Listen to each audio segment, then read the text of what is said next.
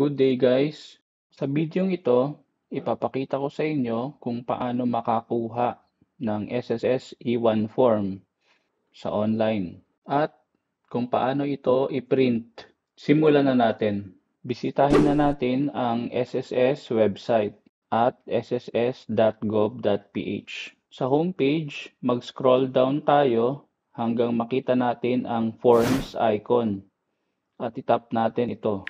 Sa SSS Downloadable Forms page, itap natin yung personal record link na under ng member forms.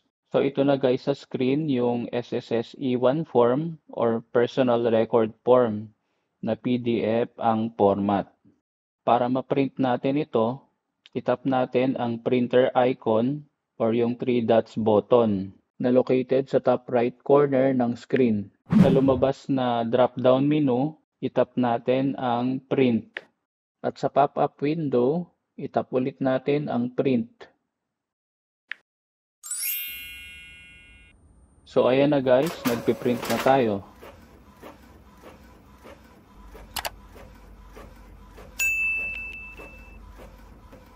So ayun lang guys, ganun lang kadali makakuha ng SSS E1 form online. Salamat po sa panonood nitong video.